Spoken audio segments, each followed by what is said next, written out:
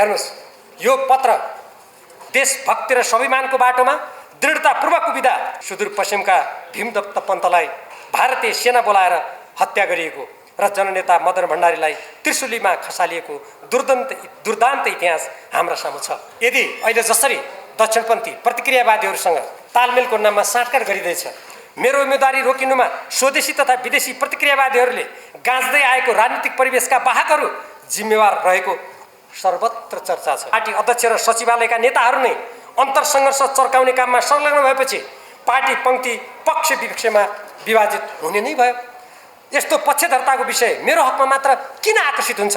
अहिले कथित अनुशासन र पार्टी विभाजनका कुरा कोट्याएर पार्टीमा लामो समयसम्म रगत पसिना बगाएका पार्टीका प्रतिबद्ध कैयन व्यक्तिहरूलाई निर्वाचनमा उम्मेदवारीबाट वञ्चित गरी विगतमा नेकपा एमालेको उछितो काट्ने धनकुबेर, विदेशीका चाटुकार, दलाल पुँजीपति, प्रतिक्रियावादी, नोकरशाही, चाकडी र चाप्लुसीका महारथीहरूलाई प्रश्रय दिनु नेकपा एमालेको सिद्धान्त, विचार, कार्यक्रम, नीतिको उल्लङ्घन ठहरिन र यहाँ मैले उम्मेदवारी पाएँ कि पाइनँ भन्ने विषयभन्दा नेकपा एमालेको घोषित दर्शन, सिद्धान्त, नीति र कार्यक्रम विपरीत दक्षिणपन्थी शक्ति र व्यक्तिहरूसँगको साँठगाँठ तथा स्वदेशी र विदेशी प्रतिक्रियावादीहरूसँग सामिप्य र चलखेलले उम्मेदवारीमा दखल भएको त होइन भन्ने चिन्ता हो। पार्टीको एकता जोगाउन भूमिका खेल्दै पार्टी विभाजन रोक्नेहरूलाई उल्टै 10 मुदेर 10 भाइ भनी हेलो हेचो गरी आम निर्वाचनमा उम्मेदवारीबाट समेत वञ्चित गराउनु अन्यायपूर्ण प्रतिशोध भएको घाम जत्तिकै छर्लङ्ग छैन र अरू कसैको टाउकोमा दोष थुपारेर इतिहासले क्षमा दिन सक्छ र? एकताको आधार भत्किएर पार्टी फुटेको जिम्मेवारी पार्टी एकताका लागि 10 मुदे सहमति गर्दै पार्टी विभाजनको विपक्षमा उभिने हामीले लिनुपर्ने नभई त्यसको कार्यान्वयनमा तगारो हाल्नेले लिनुपर्ने स्पष्ट छैन र? राज्यका सञ्चालकहरू स्वयं देशलाई जनशक्ति निर्यात गर्ने घृणित कुकर्ममा संलग्न छन्। देशको संस्कृतिमाथि खुला बाह्य अतिक्रमण भइरहेको छ। नेपाली समाजको धरातल नै समाप्त गर्ने दुराशयबाट बाह्य पैसा र सहयोगको आडमा कानुन विपरीत धर्मान्तरण गरिँदैछ। समानुपातिक उम्मेदवार छनौटलाई नेता विशेषको गुट स्वार्थ पुरा गर्ने र लेनदेनको माध्यम बनाइँदैछ। पार्टीको नीति के हो? विधिको सिद्धान्त के हो? उम्मेदवारीको मापदण्ड के हो? जनता र कार्यकर्ताको भावना के हो? के त्यो मापदण्ड, त्यो जनताको भावना? हिजोका व्यवस्थाका अत्याचारीहरू, यो देशलाई होली वाइनमा डुबाएर नेपालको धरातल समाप्त गर्नेहरू र संविधानमा आगो लगाएर नेपालमा नाकाबन्दी लगाउने कुराका समर्थकहरूलाई त्यहाँ पुर्याउने मसँग कुनै परामर्श नगरी नसोधी नेकपा एमालेका निम्ति कुनै योगदान नगरेको र सिफारिस नै नभएको व्यक्तिको नाम उम्मेदवारका रूपमा अगाडि सार्ने पार्टी अध्यक्ष केपी ओली लगायतले गरेको निर्णय प्रथम दृष्टिमा नै स्वेच्छाचारी, अन्यायपूर्ण र गलत छ। यस्तो निर्णयले सुदूरपश्चिम प्रदेश र अछाम जिल्लाका जनता तथा पार्टी सङ्गठनमा रहनुभएका नेता र कार्यकर्ताको घोर अपमान भएको छ तथा पार्टीको हित र एकतामा आघात पुर्याएको छ। म मात्रै होइन, हेर्नुहोस्, दर्जनौँ त्यस्ता नेताहरू छन्। उनीहरूलाई पाखा लगाउने कुराको यो विरोध हो। कहिलेकाहीँ विद्रोह पनि हुन्छ। पार्टीले अङ्गीकार गरेको जनताको बहुदलीयतावादको पक्षमा, मार्क्सवादको पक्षमा बोल्दा अब कसैलाई त्यो अपाच्य हुन्छ भने उनीहरूको झुसीले डकारबाट समाजमा गनाउन सक्छ। त्यसले मलाई तर्साउँदैन, म तर्सिन्न। म आफ्नो ठाउँमा दृढतापूर्वक अघि बढिरहन्छु। मैले कुनै व्यक्तिलाई हेरेर पार्टीको सदस्यता लिएको पनि होइन। देश, जनता र पार्टीले अङ्गीकार गरेका नीति सिद्धान्तमा अगाडि बढिरहन कसैले रोक्न छेक्न सक्दैन भन्ने मेरो विश्वास हो।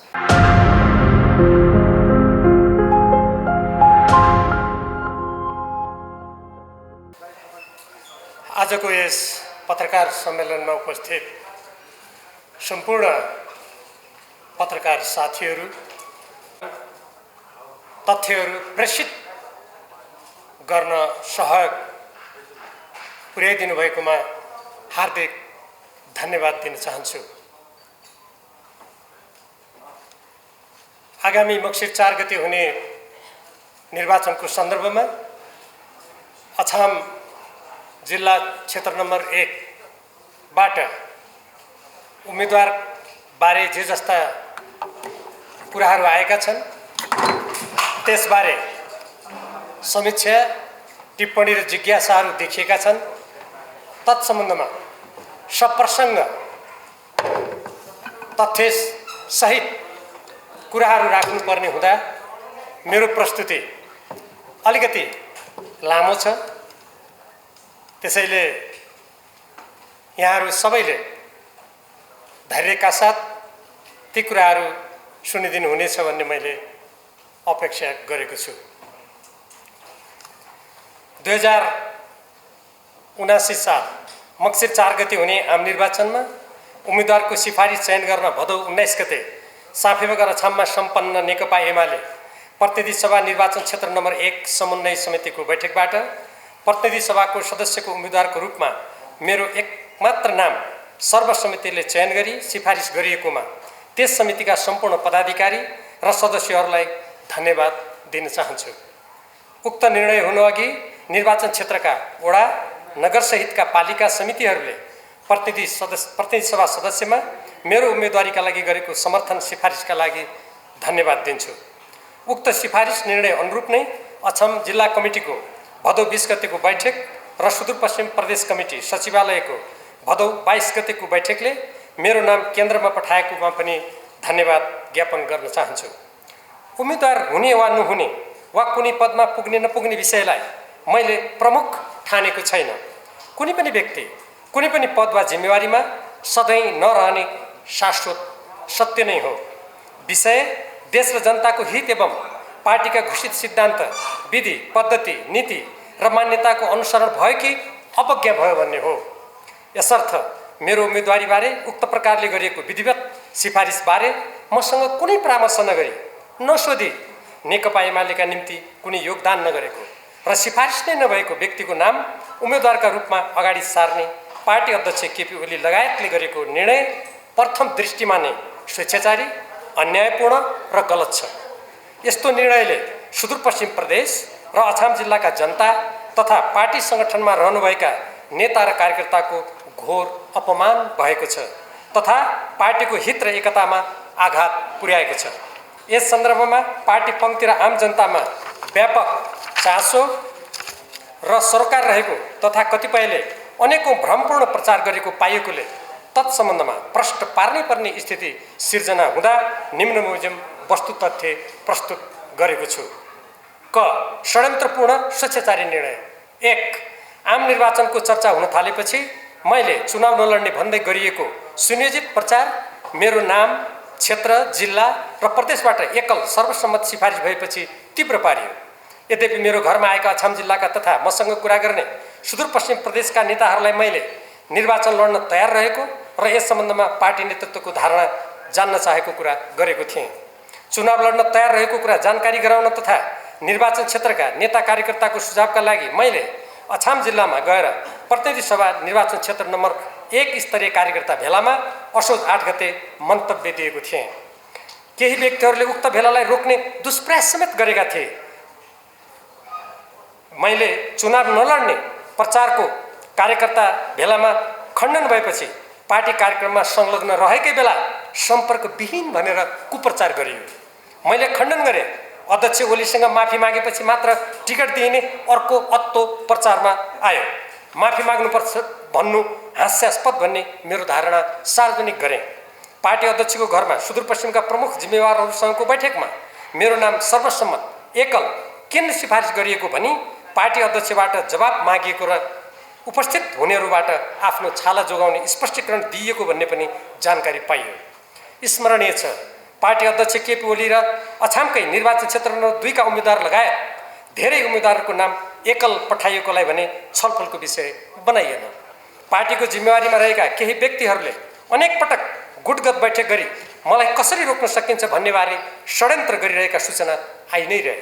अछाममा नै रहेको बेला असोज 11 गते मलाई उम्मेदवारी नदिने भन्ने जानकारी अछामकै व्यक्तिबाट फोनमा दिन लगाइयो।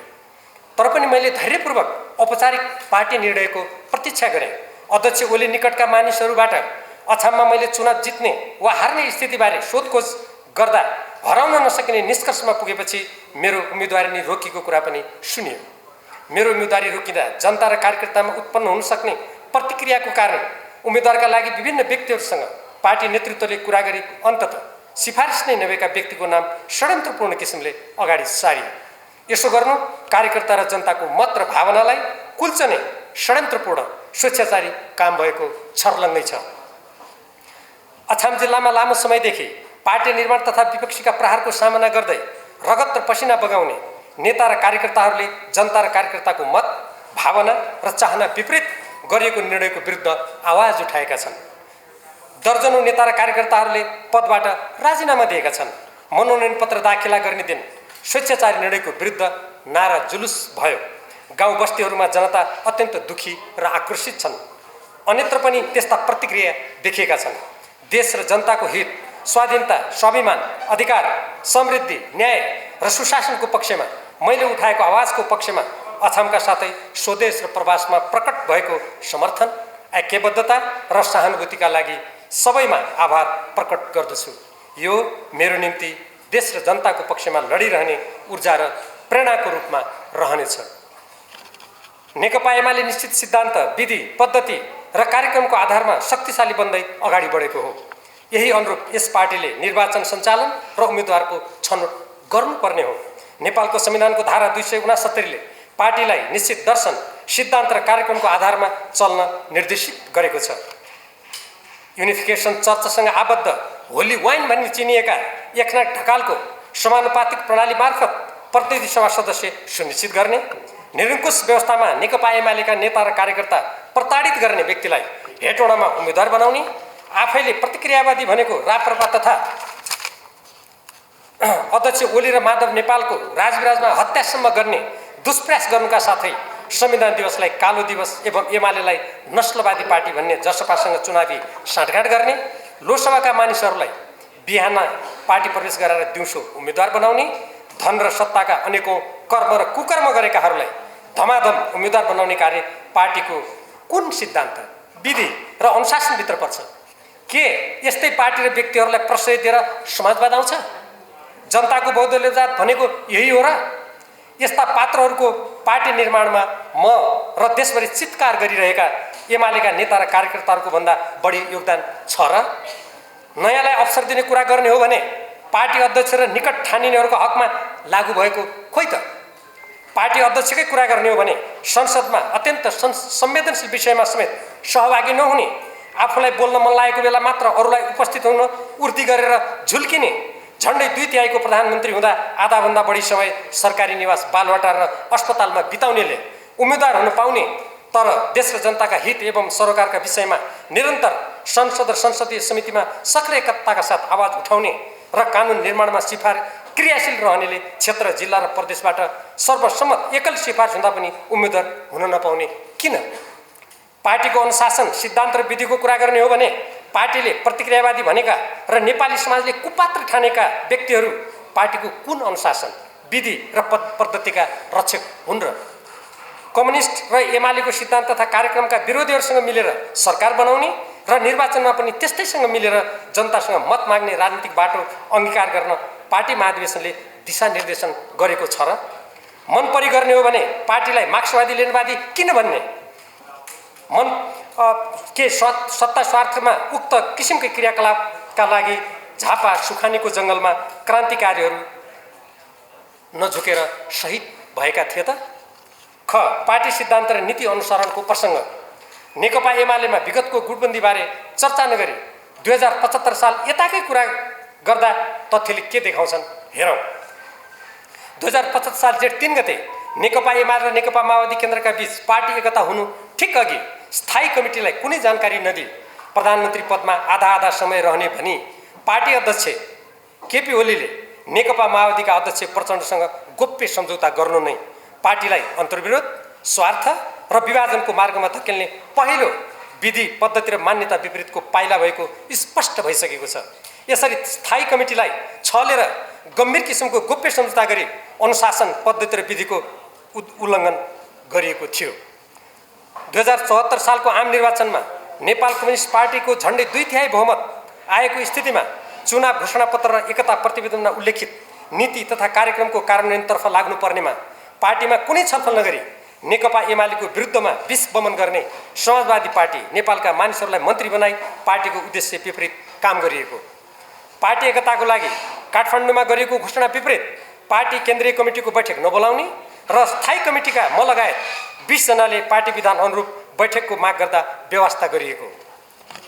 सरकार सञ्चालन गर्दा राष्ट्रियता, जनजीविका र लोकतन्त्रसँग सम्बन्धित अति गम्भीर संवेदनशील विषयमा समेत पार्टीमा कुनै छलफल र जानकारी नगराई पार्टी र सरकारका बीच अन्तर्विरोध सिर्जना गराइएको। मैले पटक पटक नेपालको संविधानमा सरकारी कामकाजको भाषा देवनागरी लिपिमा नेपाली हुनेछ भन्ने स्पष्ट व्यवस्थाको विपरीत विदेशी कम्पनीसँग मिलोमतो गरी सवारी साधनहरूमा अङ्ग्रेजी भाषामा विदेशीसँग रङ्ग मिल्ने गरी हुने व्यवस्था परिवर्तन गर्न गरिएको मागको सुनवाई नभएको। माथिल्लो कर्णाली जलविद्युत आयोजना भारतीय कम्पनी जियामारले सम्झौता विपरीत निर्माण नगरी ओगटी रहन दिनुहुन्न र सम्झौता बदर गरिनुपर्छ तथा पश्चिम सेती जलविद्युत आयोजनाको कार्य अगाडि बढाइनुपर्छ भन्ने माग गर्दा व्यवस्था गरिएको। उल्टै पश्चिम सेती आयोजना निर्माणका लागि चिनिया कम्पनीसँग सम्झौता भइसकेको स्थितिमा हठात चिनिया पक्षसँग कुनै कुरा नगरी बजेट मार्फत सम्झौता रद्द गरिएको। नेपालको संविधानको धारा 279 मा सन्धि वा सम्झौताको अनुमोदन, सम्मिलन, स्वीकृति वा समर्थन गर्दा शान्ति र मैत्री, सुरक्षा एवं सामरिक सम्बन्ध, नेपाल राज्यको सीमा र प्राकृतिक स्रोत तथा त्यसको उपयोगको बाँडफाँडका विषयमा संसदको दुवै सदनको 2/3 बहुमतबाट गरिनुपर्ने र त्यसका लागि सङ्घीय कानुन ल्याउनु पर्ने व्यवस्थाप्रति व्यवस्था गरी लगानी बोर्डबाट मनपरी हुने स्थिति कायम गरिएको। विभिन्न काण्डले दुर्नाम एवं कम्युनिस्टलाई शैतान भन्ने दक्षिण कोरियाका मुनको युनिफिकेसन चर्च समर्थित युनिभर्सल पिस फाउन्डेसन र सरकारको आयोजनामा मुनकी पत्नीलाई एसिया प्रशान्त क्षेत्रीय सम्मेलनको नाममा प्रधानमन्त्री स्वयंले होटलमा डेरा गरी आतिथ्य दिनुका साथै निजबाट एमालेका निर्वाचित प्रतिनिधिहरूलाई 2075 साल मक्सिर महिनामा कथित होली वाइन अर्थात् पवित्र झोल पान गराउने कार्यक्रम गरिएको। यस्तो क्रियाकलापलाई मैले नेपालको संविधान, राष्ट्रिय मर्यादा र पार्टी नीति विपरीत भनी स्थायी कमिटी र सार्वजनिक रूपमा विरोध गर्दा मलाई प्रहारको निशाना बनाइयो। नेपालको कानुन र हित विपरीत रहेको अमेरिकी मिलेनियम च्यालेन्ज कर्पोरेसन एमसीसी सँगको सम्झौताबारे पार्टीबाट गठित कार्यदलको प्रतिवेदनलाई बैठकमा प्रस्तुत गर्न नदिई सो सम्झौतालाई प्रतिनिधि सभामा पेश गरिएको तथा अर्थमन्त्रीबाट राष्ट्रिय हित विरोधी एमसीसी कार्यान्वयन सम्झौता गरिएको। यस्तो गम्भीर विषयमा प्रतिनिधि सभामा छलफल गर्न नदिइएको। 2075 साल पुसमा परराष्ट्र मन्त्री प्रदीप गेवालीको अमेरिका भ्रमणको बेला असंलग्नता र स्वतन्त्र परराष्ट्र नीति विपरीत नेपालमा विदेशी सैनिक अड्डा रहने गरी अमेरिकी राज्य साझेदारी कार्यक्रम एसपीपीमा सहभागी हुने निर्णय भएको भनी अमेरिकी रक्षा मन्त्रालयको प्रतिवेदनमा उल्लेख भएको पाइएपछि सो सम्बन्धी कागजात स्थायी समिति र कार्यदलमा लिखित रूपमा माग गर्दा कुनै कागज छैन भनी नदिएको। तर केही समय अघि संसद र जनस्तरमा व्यापक विरोध भएपछि प्रधानमन्त्री केपी ओलीका पालामा सो सम्बन्धमा कार्यदल गठन गरी प्रतिवेदन तयार गरिएको भनी दाबी गरिएको, तर प्रतिवेदन बाहिर भने नल्याइएको एवं तत्कालीन प्रधानमन्त्रीहरू शेरबहादुर देउबा र पुष्पकमल दाहाल प्रचण्ड र नेपाली सेनाको तत्कालीन प्रधान सेनापतिले अमेरिकालाई पत्र पठाएको सार्वजनिक भएको। नेपाल र भारतका बीच भएको 1950 को असमान सन्धिलाई परिवर्तन गर्ने बारे 2052 सालमा नेकपा एमालेको अल्पमतको सरकारका प्रधानमन्त्री मनमोहन अधिकारीले भारतीय प्रधानमन्त्रीसँग वार्ता गरी कूटनीतिक माध्यमबाट प्रक्रिया अघि बढाउने सहमति भएकोमा त्यसलाई ओझेलमा पार्न तत्कालीन प्रधानमन्त्री बाबुराम भट्टराईले नेपाल र भारत सम्बन्धको समग्र अध्ययन गर्ने भनी प्रबुद्ध व्यक्ति समूहको गठन गर्ने भारतको प्रस्तावलाई अघि बढाएकोमा त्यसै अनुसार त्यो समूह गठन गरी प्रतिवेदन तयार भएको, तर सो प्रतिवेदनलाई बुझ्ने र बुझाउनेतर्फ केही नगरिएको। परिणामस्वरूप नेपाल र भारतका बीच पहिले भएको सहमति तथा नेपालको संविधानको धारा 51 ड अनुसार असमान सन्धि र सम्झौताको पुनरावलोकन गर्ने व्यवस्था समेत निष्क्रिय पारिएको। 2075 साल भदौमा नेपालको संविधानको धारा 51 ड विपरीत भारतमा हुने संयुक्त सैनिक अभ्यासमा नेपाललाई सहभागी गराउने निर्णय गरिएको र त्यसको मैले विरोध गरेको। संसद र जनस्तरमा व्यापक विरोध भएपछि उक्त निर्णय रद्द भएको। भारतीय दूतावासको दबावमा भारतबाट आयात हुने तरकारी विषादीको परीक्षण रोकिएको, त्यसको मैले आलोचना गरेको। प्रधानमन्त्री केपी ओलीबाट पहिले त्यस्तो पत्र आएको अस्वीकार गरिएको र पछि पत्र सार्वजनिक भएपछि क्षमा याचना गर्नु परेको। नेपालको राज्य कोषबाट 1.5 अरब रुपियाँ खर्च गरेर भारतीय आइफा पुरस्कार त्यहाँका चलचित्र कर्मीलाई सैनिक मञ्च टुँडी खेलमा ठुलो कार्यक्रम गरी वितरण गर्ने निर्णय गरिएको। यसको म समेत संसदको अन्तर्राष्ट्रिय सम्बन्ध समितिले विरोध गरेको, संसद र जनस्तरबाट विरोध भएपछि उक्त कार्यक्रम रद्द भएको। नागरिकता विधेयकबारे प्रधानमन्त्री निवास बालुवाटारमा 2 दिन छलफल गरी निष्कर्ष निकालेर राज्य व्यवस्था तथा सुशासन समितिमा 22 महिना छलफल भई प्रतिनिधि सभामा पेश भएको प्रतिवेदनलाई नेकपाको अत्यधिक बहुमत भएको बेला सदनमा निर्णयार्थ पेश गर्न नदिएको, पार्टीमा कुनै छलफल नगरी राजनीतिक दल सम्बन्धी ऐन 2073 को दल विभाजन सम्बन्धी व्यवस्था र संवैधानिक परिषद काम कर्तव्य र अधिकार सम्बन्धी ऐन 2066 मा संविधान विपरीत संशोधन गर्न अध्यादेश जारी गरिएको, त्यसबारे प्रतिनिधि सभामा छलफल हुनुपर्ने माग राख्दै 2077 साल पुस 3 गते प्रतिनिधि सभाका सदस्यहरूको हस्ताक्षर सहितको प्रतिवेदन राष्ट्रपति समक्ष समावेदन गरिएको दिन हामीले सहमति अनुरूप समावेदन फिर्ता लिएको, तर उक्त अध्यादेश फिर्ता लिन प्रतिनिधि सभा विघटन नगर्ने र पार्टीमा समस्या समाधान गरी एक भएर जाने भनी बालुवाटारमा बसेको थाई कमिटीको बैठकमा गरेको प्रतिबद्धता उल्लङ्घन गरिएको, नेपालको भौगोलिक अखण्डता विरुद्ध अभियान चलाउने सिके राउतलाई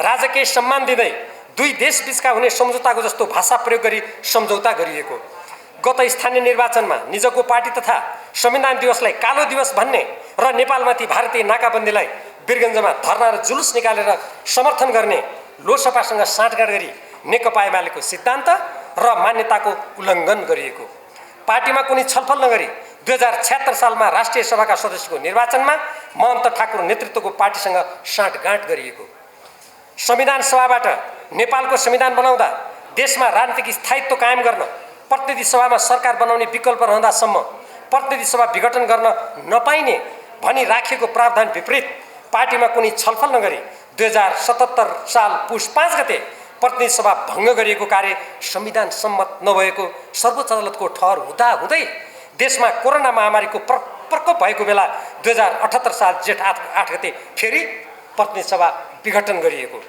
राजनीतिक दलहरूको सहमति बमोजिम संविधानमा रहेको प्रावधान उल्लङ्घन हुँदा देशमा सिर्जना हुन सक्ने अप्रिय स्थितिप्रति संवेदनशील भई म लगायतका प्रतिनिधि सभाका सदस्यहरूले नयाँ प्रधानमन्त्रीको नियुक्तिका लागि राष्ट्रपति समक्ष प्रस्तुत गरिने आवेदन तथा प्रतिनिधि सभाको पुनर्स्थापनाका लागि सर्वोच्च अदालतमा दायर गरिने समावेदनमा हस्ताक्षर गर्ने स्थिति संविधानको व्यवस्था विपरीत प्रतिनिधि सभा विघटन नगरिएको भए नआउने स्पष्ट रहेको, अदालतले प्रतिनिधि सभाको पुनः बहालीको फैसला गरेपछि नवनियुक्त प्रधानमन्त्रीलाई विश्वासको मत दिने सन्दर्भमा मैले मत नदिएर प्रतिनिधि सभा सदस्यबाट नै राजीनामा गरेको तथ्य सर्वविदित रहेको छ।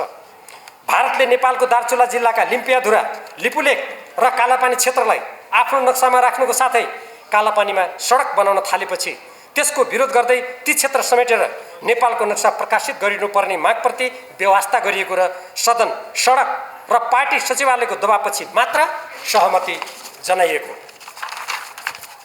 2078 साल असारमा आफ्ना पार्टीका नेताहरूलाई थाहै नदिई ठाकुर नेतृत्व गुटको जनता समाजवादी पार्टीका 11 जना मन्त्री बनाइएको र सो कार्य गलत भनी सर्वोच्च अदालतले आदेश दिएको, राष्ट्रिय सुरक्षा नीतिको कार्यान्वयन, असमान सन्धि सम्झौताहरूको नेपालको संविधानको धारा 51 ड अनुरूप पुनरावलोकन र विस्थापन, सुशासन, भ्रष्टाचार नियन्त्रण, प्राकृतिक स्रोतहरूको संरक्षण तथा राष्ट्रिय हितमा सदुपयोग सम्बन्धी विषयलाई पार्टी थाई कमिटीको बैठक र संसदमा अनेक पटक उठाउँदा पनि नसुनिएको, पार्टीका कतिपय महत्त्वपूर्ण केन्द्रीय विभागहरूमा पार्टी निर्माणमा कुनै योगदान नगरेका नाफाखोर, बिचौलिया र अन्तर्राष्ट्रिय वित्तीय पुँजीवादका पृष्ठपोषकहरूलाई जिम्मेवारी दिइएको तथा लामो समय निरन्तर पार्टीको लागि कठोर सङ्घर्ष गर्दै सङ्गठन निर्माण गर्ने कैयौँलाई नेकपा एमालेको महाधिवेशनबाट पारित राजनीतिक बाटो, नीति र कार्यनीति एवं जनताको बहुदलीय जनवादका मान्यताको विपरीत केन्द्रीय कमिटीको सदस्य र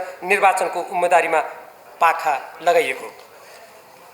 पार्टी एकता र विभाजनको प्रसङ्ग, पार्टी एकता र विभाजनका सन्दर्भमा निम्नलिखित तथ्यले के देखाउँछन्? पार्टीभित्रका समस्या र सरकारको अध्यादेशबारे छलफलका लागि 2077 साल वैशाखमा पार्टी विधान अनुरूप 20 जना थाई कमिटीका सदस्यहरूले बैठकको माग गर्दा पुरै व्यवस्था गरिएको, पार्टीमा उत्पन्न विवादको समाधान गर्दै एकता कायम गर्नको लागि 2077 साल साउन 30 गते महासचिव विष्णुप्रसाद पौडेलको संयोजकत्वमा म लगायत 6 सदस्यीय समस्या समाधान कार्यदल गठन भई त्यसले भदौ 6 गते बुझाएको प्रतिवेदनलाई भदौ 26 गते थाई कमिटीको बैठकले कार्यान्वयनका लागि अनुमोदन गरी पार्टी एकतालाई अक्षुण्ण राख्ने र जनता एवं राष्ट्रको हितमा समर्पित निस्वार्थ एवं सिद्धान्तनिष्ठ एकताको पक्षमा दृढताका साथ उभिने प्रतिज्ञाको स्वयं पार्टी अध्यक्षबाट नै उल्लङ्घन भई समस्याको समाधानमा तगारो हालिएको। 2017 साल फागुन 23 गते षड्यन्त्रपूर्ण परिवेशमा नाटकीय रूपमा नेकपाको दर्ता खारिज गर्ने सर्वोच्च अदालतको निर्णयको स्वागत गरिएको र पार्टी एकता गर्ने भए 15 दिनभित्र निर्वाचन आयोगमा सम्पर्क गर्नु भनी दिएको निर्देशनबारे पार्टीको बैठकमा कुनै छलफल नगरी फागुन 28 गते प्रधानमन्त्री निवासमा आफ्ना पक्षधरहरूको भेलाबाट केन्द्रीय कमिटी भङ्ग गरी थप सङ्कट सिर्जना गरिएको। यस्तो सङ्कट टार्नको लागि चैत्र 2 गते पार्टी कार्यालय धुम्बाराईमा पार्टी अध्यक्ष माधव नेपाल र म लगायतका नेताहरूका बीच भएको छलफलमा सर्वोच्च अदालतको फैसला अनुरूप नेकपा एमालेलाई पूर्ववत क्रियाशील तुल्याई पार्टी एकता कायम गर्ने भन्ने प्रस्ताव स्वयं अध्यक्ष केपी ओलीबाट अस्वीकार गरिएको। 2017 साल कार्तिक 7 गते आधा राति पार्टी अध्यक्ष समेत रहनुभएका प्रधानमन्त्री केपी ओलीको भारतीय गुप्तचरका प्रमुख सामन्त गोयलसँग बालुवाटारमा गुप्त भेटवार्तापछि राष्ट्रिय राजनीति झन सङ्कटग्रस्त हुनुका साथै तत्कालीन नेकपामा अन्तर्विरोध चर्केको देखियो। 2078 साल जेठ 1 गते अध्यक्ष केपी ओली र वरिष्ठ नेता माधव कुमार नेपालका बीच लामो वार्ता भई कार्यदल गठन गर्ने सहमति भएको र त्यसबारे जेठ 2 गते म लगायत 12 जना नेताहरू बीचको वार्तामा भएको सहमति अनुरूप कार्यदल बनेर काम सुरु भएको अवस्थामा 2078 साल जेठ 10 गते म लगायत थाई कमिटीका 11 नेतालाई पार्टीबाट निष्कासित गरी वार्ता अवरुद्ध गरिएको। पार्टी एकता कायम गर्ने उद्देश्यका साथ पुनः 2078 साल असार 20 गते प्रधानमन्त्री तथा पार्टी अध्यक्ष केपी ओलीसँग बालुवाटारमा भएको मेरो लामो कुराकानीमा कार्यदलको निष्कर्ष स्वीकार गर्ने र पूर्ण सहयोग गर्ने वचन प्राप्त भएपछि कार्यदलमा रहने मेरो अनिच्छा हुँदाहुँदै पनि मैले असार 21 गतेदेखि वार्ता सुरु गरी असार 27 गते अध्यक्ष ओली र वरिष्ठ नेता माधव नेपालसँगको समन्वय र सहमतिमा 11 जना थाई समितिका नेताहरूको निकै मेहनतपछि 10 बुँदे सहमति भएको। त्यसको कार्यान्वयनका सन्दर्भमा अनेकौं पटक कुरा भई साउन 6 गते बालकोटमा म लगायतका व्यक्तिहरूको उपस्थितिमा पार्टी अध्यक्षबाट अर्को अध्यक्षमा माधव नेपाल रहने गरी समस्या समाधान गर्ने सहमति हुनुका साथै साउन 7 गते दुई नेताका बीच वार्ता हुने तय भएको कुरा बिथोलिएको।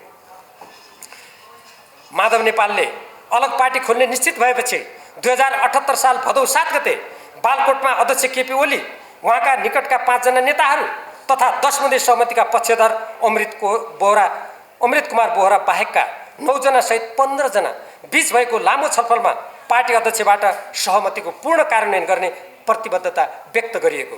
म किशोर पोखरेल र विष्णु पौडेलले प्रस्ताव तयार गरी बैठकमा पेश गर्ने सल्लाह अनुरूप प्रस्ताव तयार गरी मैले भदौ 8 गते थाई कमिटी र भदौ 10 गते केन्द्रीय कमिटीको बैठकमा प्रस्तुत गरी सहमतिको पुनर्पुष्टि गरिएको। सोही अनुरूप अपानी 13 जारी गरिए पनि त्यसको कार्यान्वयन नगरी अध्यक्ष स्वयंबाट समस्या बल्झाइएको। आफै कार्यदल गठन गरी सहमति जनाउनु तर त्यसको कार्यान्वयन नगर्नु सामान्य मर्यादा, अनुशासन र नैतिकता विपरीत होइन र? एकताको आधार भत्किएर पार्टी फुटेको जिम्मेवारी पार्टी एकताका लागि 10 बुँदे सहमति गर्दै पार्टी विभाजनको विपक्षमा उभिने हामीले लिनुपर्ने नभई त्यसको कार्यान्वयनमा तगारो हाल्नेले लिनुपर्ने स्पष्ट छैन र? 10 बुँदे सहमति गरी पार्टीको एकता जोगाउनु भूमिका खेल्दै पार्टी विभाजन रोक्नेहरूलाई उल्टै 10 बुँदे र 10 भाइ भनी हेलो हेचो गरी आम निर्वाचनमा उम्मेदवारीबाट समेत वञ्चित गराउनु अन्यायपूर्ण प्रतिशोध भएको घाम जत्तिकै छर्लङ्ग छैन र? दोस्रो पटक प्रतिनिधि सभाको विघटन गरी देशलाई अस्थिर तुल्याउने बाह्य शक्तिको चलखेलको पृष्ठभूमिमा सर्वोच्च अदालतबाट नाटकीय फैसला भई पुनः पार्टी एकता कायम राख्ने भए 15 दिनभित्र निर्वाचन आयोगमा जानु भनी दिएको आदेशलाई पूर्ण व्यवस्था गरी पार्टीको बैठक नै नबोलाई आफ्ना गुटका मानिसहरूलाई माथि भने चाहिँ बालुवाटारमा भेला गरी नेकपा एमाले पूर्ववत फर्कने अदालतको आदेश विपरीत स्वेच्छाचारी किसिमले केन्द्रीय कमिटी भङ्ग गरी म लगायतका नेता तथा देशभरिका निर्वाचित कमिटीका पदाधिकारीलाई हटाएर मनपरी किसिमले गुटका मानिसहरूको भर्ती गर्ने कार्य के नेपालको कानुन र पार्टी विधान सम्मत थियो? त्यस्तो स्वेच्छाचारी कार्यको विरोध गर्नु नेपालको संविधान र पार्टी विधान अनुरूप चल्ने शपथ खाएका हामी जस्ता इमानदार पार्टी सदस्यको कर्तव्य हुँदैन थियो र?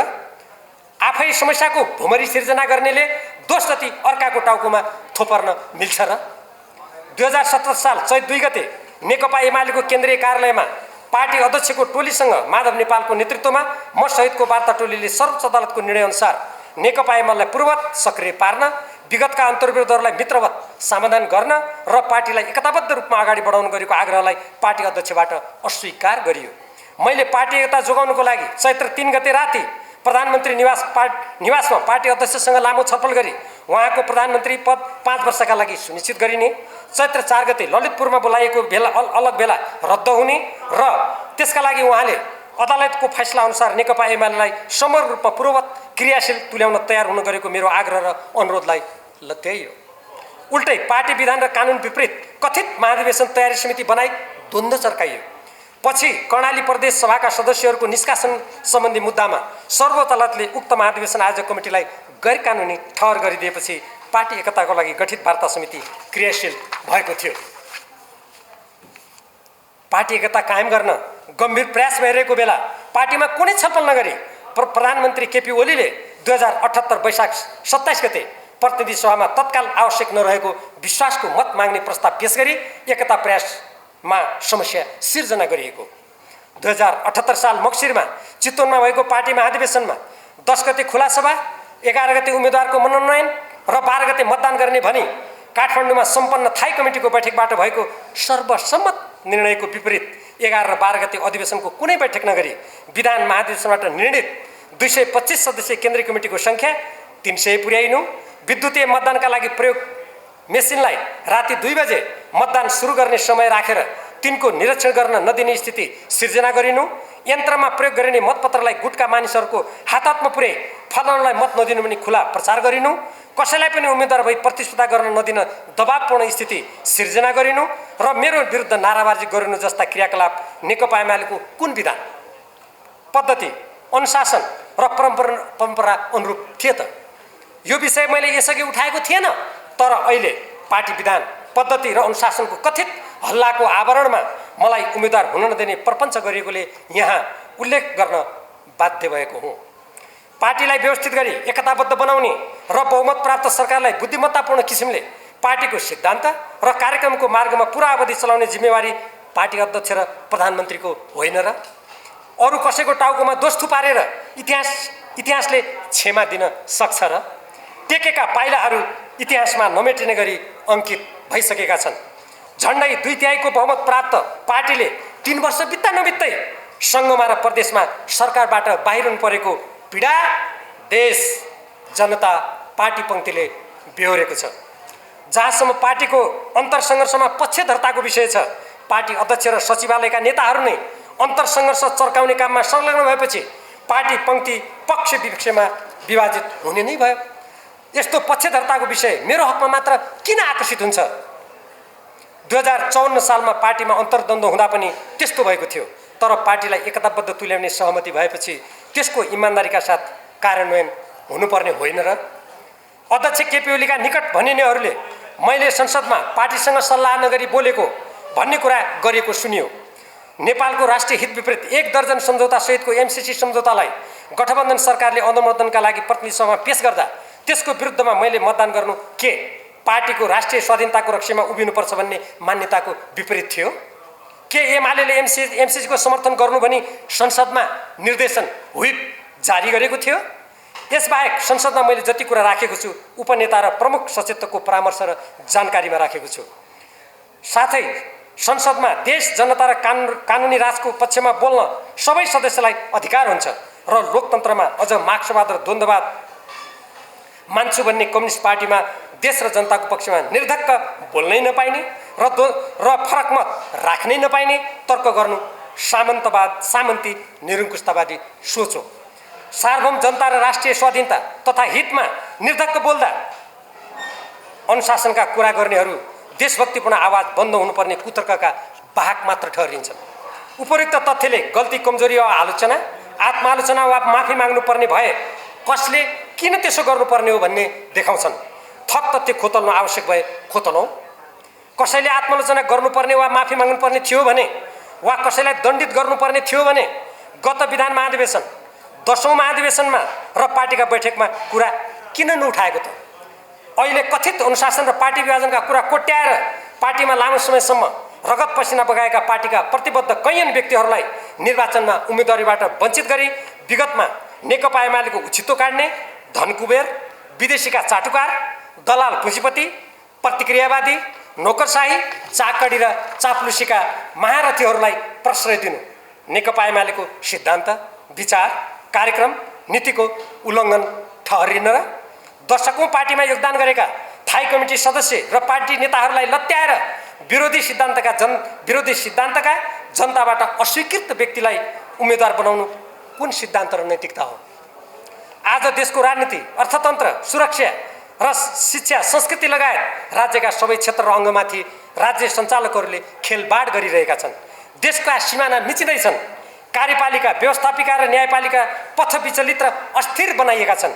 सुरक्षा निकायहरूमा समेत राजनीतिकरण, व्यथिति र बाह्य प्रभावका विषाणुको सङ्क्रमण बढ्दो छ। देशका प्राकृतिक स्रोतहरू धमाधम विदेशीको हातमा सुम्पने प्रतिस्पर्धा चाहिँ देखिन्छ। बाह्य हस्तक्षेप र अतिक्रमण तीव्र र व्यापक बनिरहेको छ। देशको ऋणभार कुल गार्हस्थ्य उत्पादनको 41.4% पुगिसकेको छ। जताततै नीतिगत र आर्थिक भ्रष्टाचार व्याप्त छ। देशका कर्मठ र सृजनशील युवाहरू विदेश पलायन भइरहेका छन्। फलस्वरूप गम्भीर सामाजिक र पारिवारिक समस्या सिर्जना हुँदैछन्। राज्यका सञ्चालकहरू स्वयं देशलाई जनशक्ति निर्यात गर्ने घृणित कुकर्ममा संलग्न छन्। कृषि क्षेत्रलाई तहस-नहस पारिएको छ र यसलाई विदेशी कम्पनीको हातमा पुर्याउने प्रपञ्च रचिँदैछ। विश्वविद्यालय र शिक्षा क्षेत्र अस्तव्यस्त गर्दै संविधानको समाजवाद उन्मुख व्यवस्था बलियो बनाउने भन्ने मान्यता विपरीत शिक्षालाई अत्यन्त महँगो बनाई सामान्य जनताका सन्तति आत्मग्लानि र निराशाको शिकार भइरहेका छन्। देशको संस्कृतिमाथि खुला बाह्य अतिक्रमण भइरहेको छ। नेपाली समाजको धरातल नै समाप्त गर्ने दुराशयबाट बाह्य पैसा र सहयोगको आडमा कानुन विपरीत धर्मान्तरण गराइँदैछ। अन्तर्राष्ट्रिय जगत र दक्षिण एसियामा नै शक्ति राष्ट्रका क्रियाकलाप र भूमिकाबाट नेपाल जस्तो संवेदनशील भू राजनीतिक अवस्थिति भएको देशमा पर्ने कुप्रभावप्रति सत्ताको बागडोर लिनेहरू उदासीन र गैरजिम्मेवार देखिएका मात्र छैनन्, सत्ता स्वार्थका लागि बाह्य शक्तिका सामु लम्पसार हुने किञ्चित नहिचकिचाएका परिदृश्यहरू देखिँदैछन्। यस्ता विषयमा निर्वाचनमा कुनै बहस र छलफल गरिँदैन। पार्टीको सिद्धान्त, नीति र कार्यक्रमलाई जनताको अभिमतको परीक्षणमा राखेर जनादेश लिनेतर्फ रुचि राखिँदैन। निर्वाचनलाई केवल अमुक व्यक्तिले जे गरेर भए पनि, जसको शरण परेर भए पनि कसरी पदमा पुग्ने, गुट स्वार्थ कसरी पुरा गर्ने भन्नेमा मात्र केन्द्रित गराइँदैछ।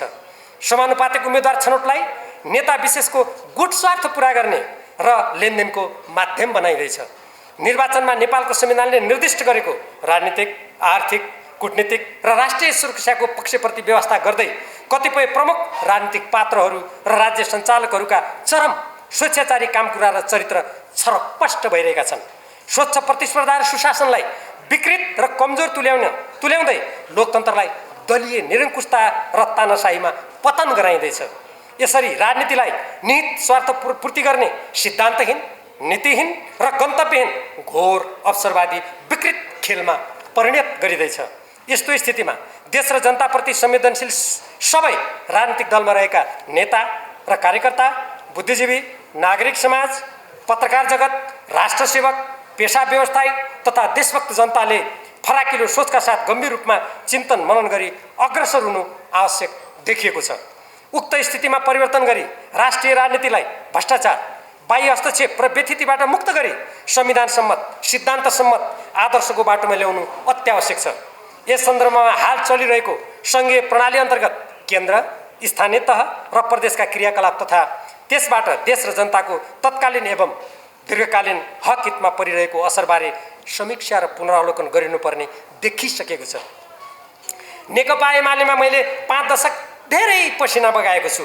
अनेकौं जोखिम र कष्टकर क्षणहरूको सामना गर्दै यस पार्टीको विस्तार र विकासमा योगदान गरेको छु। यहाँ मैले उम्मेदवारी पाएँ कि पाइन भन्ने विषयभन्दा नेकपा एमालेको घोषित दर्शन, सिद्धान्त, नीति र कार्यक्रम विपरीत दक्षिणपन्थी शक्ति र व्यक्तिहरूसँगको साँठगाँठ तथा स्वदेशी र विदेशी प्रतिक्रियावादीहरूसँग सामिप्य र चलखेलले उम्मेदवारीमा दखल भएको त होइन भन्ने चिन्ता हो। नेपालको राष्ट्रिय हित, स्वाधीनता, स्वाभिमान, अखण्डता तथा विधि एवं सुशासनको पक्षमा उठ्ने आवाजलाई संसदमा कमजोर बनाई दमन गर्ने खेलबाट नेपालको भविष्यमा पर्ने नकारात्मक असरप्रतिको सरोकार हो। मेरो उम्मेदवारी रोकिनुमा स्वदेशी तथा विदेशी प्रतिक्रियावादीहरूले गाँच्दै आएको राजनीतिक परिवेशका वाहकहरू जिम्मेवार रहेको सर्वत्र चर्चा छ। स्वयंबाट समस्या बल्झाइएको, आफै कार्यदल गठन गरी सहमति जनाउनु तर त्यसको कार्यान्वयन नगर्नु सामान्य मर्यादा, अनुशासन र नैतिकता विपरीत होइन र? एकताको आधार भत्किएर पार्टी फुटेको जिम्मेवारी पार्टी एकताका लागि 10 बुँदे सहमति गर्दै पार्टी विभाजनको विपक्षमा उभिने हामीले लिनुपर्ने नभई त्यसको कार्यान्वयनमा तगारो हाल्नेले लिनुपर्ने स्पष्ट छैन र? 10 बुँदे सहमति गरी पार्टीको एकता जोगाउन भूमिका खेल्दै पार्टी विभाजन रोक्नेहरूलाई उल्टै 10 बुँदे र 10 भाइ भनी हेलो हेचो गरी आम निर्वाचनमा उम्मेदवारीबाट समेत वञ्चित गराउनु अन्यायपूर्ण प्रतिशोध भएको घाम जत्तिकै छर्लङ्ग छैन र? दोस्रो पटक प्रतिनिधि सभाको विघटन गरी देशलाई अस्थिर तुल्याउने बाह्य शक्तिको चलखेलको पृष्ठभूमिमा सर्वोच्च अदालतबाट नाटकीय फैसला भई पुनः पार्टी एकता कायम राख्ने भए 15 दिनभित्र निर्वाचन आयोगमा जानु भनी दिएको आदेशलाई पूर्ण व्यवस्था गरी पार्टीको बैठक नै नबोलाई आफ्ना गुटका मानिसहरूलाई माथि भने चाहिँ बालवाटारमा भेला गरी नेकपा एमाले पूर्ववत फर्कने अदालतको आदेश विपरीत स्वेच्छाचारी किसिमले केन्द्रीय कमिटी भङ्ग गरी म लगायतका नेता तथा देशभरिका निर्वाचित कमिटीका पदाधिकारीलाई हटाएर मनपरी किसिमले गुटका मानिसहरूको भर्ती गर्ने कार्य के नेपालको कानुन र पार्टी विधान सम्मत थियो? त्यस्तो स्वेच्छाचारी कार्यको विरोध गर्नु नेपालको संविधान र पार्टी विधान अनुरूप चल्ने शपथ खाएका हामी जस्ता इमानदार पार्टी सदस्यको कर्तव्य हुँदैन थियो र? आफै समस्याको भुमरी सिर्जना गर्नेले दोष जति अर्काको टाउकोमा थोपर्न मिल्छ र? 2017 साल चैत 2 गते नेकपा एमालेको केन्द्रीय कार्यालयमा पार्टी अध्यक्षको टोलीसँग माधव नेपालको नेतृत्वमा म सहितको वार्ता टोलीले सर्वोच्च अदालतको निर्णयअनुसार नेकपा एमालेलाई पूर्ववत सक्रिय पार्न, विगतका अन्तर्विरोधहरूलाई मित्रवत समाधान गर्न र पार्टीलाई एकताबद्ध रूपमा अगाडि बढाउन गरेको आग्रहलाई पार्टी अध्यक्षबाट अस्वीकार गरियो। मैले पार्टी एकता जोगाउनको लागि चैत्र 3 गते राति प्रधानमन्त्री निवासमा पार्टी अध्यक्षसँग लामो छलफल गरी उहाँको प्रधानमन्त्री पद 5 वर्षका लागि सुनिश्चित गरिने, चैत्र 4 गते ललितपुरमा बोलाइएको अलग बेला रद्द हुने र त्यसका लागि उहाँले अदालतको फैसला अनुसार नेकपा एमालेलाई समग्र रूपमा पूर्ववत क्रियाशील तुल्याउन तयार हुन गरेको मेरो आग्रह र अनुरोधलाई लत्याइयो। उल्टै पार्टी विधान र कानुन विपरीत कथित महाधिवेशन तयारी समिति बनाई द्वन्द्व चर्काइयो। पछि कर्णाली प्रदेश सभाका सदस्यहरूको निष्कासन सम्बन्धी मुद्दामा सर्वोच्च अदालतले उक्त महाधिवेशन आयोजक कमिटीलाई गैर कानुनी ठहर गरिदिएपछि पार्टी एकताको लागि गठित वार्ता समिति क्रियाशील भएको थियो। पार्टी एकता कायम गर्न गम्भीर प्रयास भइरहेको बेला पार्टीमा कुनै छलफल नगरी प्रधानमन्त्री केपी ओलीले 2078 वैशाख 27 गते प्रतिनिधि सभामा तत्काल आवश्यक नरहेको विश्वासको मत माग्ने प्रस्ताव पेश गरी एकता प्रयासमा समस्या सिर्जना गरिएको। 2078 साल मक्सिरमा चितवनमा भएको पार्टी महाधिवेशनमा 10 गते खुला सभा, 11 गते उम्मेदवारको मनोनयन र 12 गते मतदान गर्ने भनी काठमाडौँमा सम्पन्न थाई कमिटीको बैठकबाट भएको सर्वसम्मत निर्णयको विपरीत 11 र 12 गते अधिवेशनको कुनै बैठक नगरी विधान महाधिवेशनबाट निर्णित 225 सदस्यीय केन्द्रीय कमिटीको सङ्ख्या 300 पुर्याइनु, विद्युतीय मतदानका लागि प्रयोग मेसिनलाई राति 2 बजे मतदान सुरु गर्ने समय राखेर तिनको निरीक्षण गर्न नदिने स्थिति सिर्जना गरिनु, यन्त्रमा प्रयोग गरिने मतपत्रलाई गुटका मानिसहरूको हातमा पुर्याई फलाउनलाई मत नदिनु भनी खुला प्रचार गरिनु, कसैलाई पनि उम्मेदवार भई प्रतिस्पर्धा गर्न नदिन दबावपूर्ण स्थिति सिर्जना गरिनु र मेरो विरुद्ध नाराबाजी गरिनु जस्ता क्रियाकलाप नेकपा एमालेको कुन विधान, पद्धति, अनुशासन र परम्परा अनुरूप थिए त? यो विषय मैले यसअघि उठाएको थिएन, तर अहिले पार्टी विधान, पद्धति र अनुशासनको कथित हल्लाको आवरणमा मलाई उम्मेदवार हुन नदिने प्रपञ्च गरिएकोले यहाँ उल्लेख गर्न बाध्य भएको हुँ। पार्टीलाई व्यवस्थित गरी एकताबद्ध बनाउने र बहुमत प्राप्त सरकारलाई बुद्धिमत्तापूर्ण किसिमले पार्टीको सिद्धान्त र कार्यक्रमको मार्गमा पुरा अवधि चलाउने जिम्मेवारी पार्टी अध्यक्ष र प्रधानमन्त्रीको होइन र? अरू कसैको टाउकोमा दोष थुपारेर इतिहासले क्षमा दिन सक्छ र? टेकेका पाइलाहरू इतिहासमा नमेटिने गरी अंकित भइसकेका छन्। झन्डै 2/3 बहुमत प्राप्त पार्टीले 3 वर्ष बित्दा नबित्दै सङ्घमा र प्रदेशमा सरकारबाट बाहिर हुनु परेको पीडा देश, जनता, पार्टी पङ्क्तिले बेहोरेको छ। जहाँसम्म पार्टीको अन्तरसङ्घर्षमा पक्षधरताको विषय छ, पार्टी अध्यक्ष र सचिवालयका नेताहरू नै अन्तरसङ्घर्ष चर्काउने काममा संलग्न भएपछि पार्टी पङ्क्ति पक्ष विपक्षमा विभाजित हुने नै भयो। यस्तो पक्षधरताको विषय मेरो हकमा मात्र किन आकर्षित हुन्छ? 2054 सालमा पार्टीमा अन्तर्द्वन्द्व हुँदा पनि त्यस्तो भएको थियो, तर पार्टीलाई एकताबद्ध तुल्याउने सहमति भएपछि त्यसको इमानदारीका साथ कार्यान्वयन हुनुपर्ने होइन र? अध्यक्ष केपी ओलीका निकट भनिनेहरूले मैले संसदमा पार्टीसँग सल्लाह नगरी बोलेको भन्ने कुरा गरेको सुनियो। नेपालको राष्ट्रिय हित विपरीत 1 दर्जन सम्झौता सहितको एमसीसी सम्झौतालाई गठबन्धन सरकारले अनुमोदनका लागि प्रतिनिधि सभामा पेश गर्दा त्यसको विरुद्धमा मैले मतदान गर्नु के पार्टीको राष्ट्रिय स्वाधीनताको रक्षामा उभिनुपर्छ भन्ने मान्यताको विपरीत थियो? के एमाले एमसीसीको समर्थन गर्नु भनी संसदमा निर्देशन व्हिप जारी गरेको थियो? यसबाहेक संसदमा मैले जति कुरा राखेको छु उपनेता र प्रमुख सचेतकको परामर्श र जानकारीमा राखेको छु। साथै संसदमा देश जनता र कानुनी राजको पक्षमा बोल्न सबै सदस्यलाई अधिकार हुन्छ र लोकतन्त्रमा अझ मार्क्सवाद र द्वन्द्ववाद मान्छु भन्ने कम्युनिस्ट पार्टीमा देश र जनताको पक्षमा निर्धक्क बोल्नै नपाइने र फरक मत राख्नै नपाइने तर्क गर्नु सामन्ती निरङ्कुशतावादी सोच हो। सार्वभौम जनता र राष्ट्रिय स्वाधीनता तथा हितमा निर्धक्क बोल्दा अनुशासनका कुरा गर्नेहरू देशभक्तिपूर्ण आवाज बन्द हुनुपर्ने कुतर्कका वाहक मात्र ठहरिन्छन्। उपरोक्त तथ्यले गल्ती कमजोरी वा आलोचना आत्मालोचना वा माफी माग्नुपर्ने भए कसले किन त्यसो गर्नुपर्ने हो भन्ने देखाउँछन्। थप तथ्य खोतल्न आवश्यक भए खोतलौँ। कसैले आत्मालोचना गर्नुपर्ने वा माफी माग्नुपर्ने थियो भने वा कसैलाई दण्डित गर्नुपर्ने थियो भने गत विधान महाधिवेशन 10औं महाधिवेशनमा र पार्टीका बैठकमा कुरा किन नउठाएको त? अहिले कथित अनुशासन र पार्टी विभाजनका कुरा कोट्याएर पार्टीमा लामो समयसम्म रगत पसिना बगाएका पार्टीका प्रतिबद्ध कैयन व्यक्तिहरूलाई निर्वाचनमा उम्मेदवारीबाट वञ्चित गरी विगतमा नेकपा एमालेको उछितो काट्ने धनकुबेर विदेशीका चाटुकार दलाल पुँजीपति प्रतिक्रियावादी नोकरशाही चाकडी र चाप्लुसीका महारथीहरूलाई प्रश्रय दिनु नेकपा एमालेको सिद्धान्त विचार कार्यक्रम नीतिको उल्लङ्घन ठहरिन र दशकौं पार्टीमा योगदान गरेका थाई कमिटी सदस्य र पार्टी नेताहरूलाई लत्याएर विरोधी सिद्धान्तका जनताबाट अस्वीकृत व्यक्तिलाई उम्मेदवार बनाउनु कुन सिद्धान्त र नैतिकता हो? आज देशको राजनीति अर्थतन्त्र सुरक्षा र शिक्षा संस्कृति लगायत राज्यका सबै क्षेत्र र अङ्गमाथि राज्य सञ्चालकहरूले खेलबाड गरिरहेका छन्। देशका सिमाना मिचिँदैछन्। कार्यपालिका व्यवस्थापिका र न्यायपालिका पथ विचलित र अस्थिर बनाइएका छन्।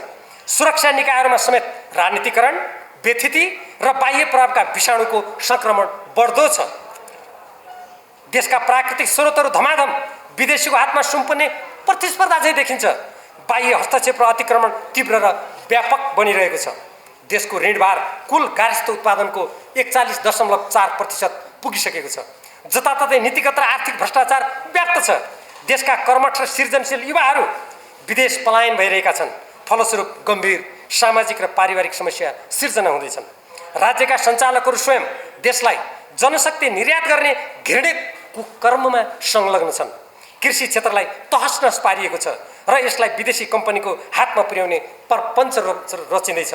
विश्वविद्यालय र शिक्षा क्षेत्र अस्तव्यस्त गर्दै संविधानको समाजवाद उन्मुख व्यवस्था बलियो बनाउने भन्ने मान्यता विपरीत शिक्षालाई अत्यन्त महँगो बनाई सामान्य जनताका सन्तति आत्मग्लानि र निराशाको शिकार भइरहेका छन्। देशको संस्कृतिमाथि खुला बाह्य अतिक्रमण भइरहेको छ। नेपाली समाजको धरातल नै समाप्त गर्ने दुराशयबाट बाह्य पैसा र सहयोगको आडमा कानुन विपरीत धर्मान्तरण गराइँदैछ। अन्तर्राष्ट्रिय जगत र दक्षिण एसियामा नै शक्ति राष्ट्रका क्रियाकलाप र भूमिकाबाट नेपाल जस्तो संवेदनशील भू राजनीतिक अवस्थिति भएको देशमा पर्ने कुप्रभावप्रति सत्ताको बागडोर लिनेहरू उदासीन र गैरजिम्मेवार देखिएका मात्र छैनन्, सत्ता स्वार्थका लागि बाह्य शक्तिका सामु लम्पसार हुने किञ्चित नहिचकिचाएका परिदृश्यहरू देखिँदैछन्। यस्ता विषयमा निर्वाचनमा कुनै बहस र छलफल गरिँदैन। पार्टीको सिद्धान्त नीति र कार्यक्रमलाई जनताको अभिमतको परीक्षणमा राखेर जनादेश लिनतर्फ रुचि राखिँदैन। निर्वाचनलाई केवल अमुक व्यक्तिले जे गरेर भए पनि जसको शरण परेर भए पनि कसरी पदमा पुग्ने गुट स्वार्थ कसरी पुरा गर्ने भन्नेमा मात्र केन्द्रित गराइँदैछ। समानुपातिक उम्मेदवार छनौटलाई नेता विशेषको गुट स्वार्थ पुरा गर्ने र लेनदेनको माध्यम बनाइँदैछ। निर्वाचनमा नेपालको संविधानले निर्दिष्ट गरेको राजनीतिक आर्थिक कूटनीतिक र राष्ट्रिय सुरक्षाको पक्षप्रति व्यवस्था गर्दै कतिपय प्रमुख राजनीतिक पात्रहरू र राज्य सञ्चालकहरूका चरम स्वेच्छाचारी कामकुरा र चरित्र छरपष्ट भइरहेका छन्। स्वच्छ प्रतिस्पर्धा र सुशासनलाई विकृत र कमजोर तुल्याउँदै लोकतन्त्रलाई दलीय निरङ्कुशता र तानाशाहीमा पतन गराइँदैछ। यसरी राजनीतिलाई निहित स्वार्थ पूर्ति गर्ने सिद्धान्तहीन, नीतिहीन र गन्तव्यहीन घोर अवसरवादी विकृत खेलमा परिणत गरिँदैछ।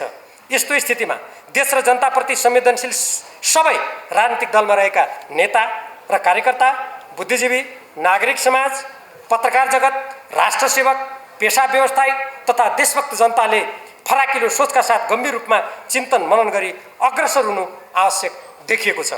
उक्त स्थितिमा परिवर्तन गरी राष्ट्रिय राजनीतिलाई भ्रष्टाचार, बाह्य हस्तक्षेप र व्यथितिबाट मुक्त गरी संविधान सम्मत, सिद्धान्त सम्मत आदर्शको बाटोमा ल्याउनु अत्यावश्यक छ।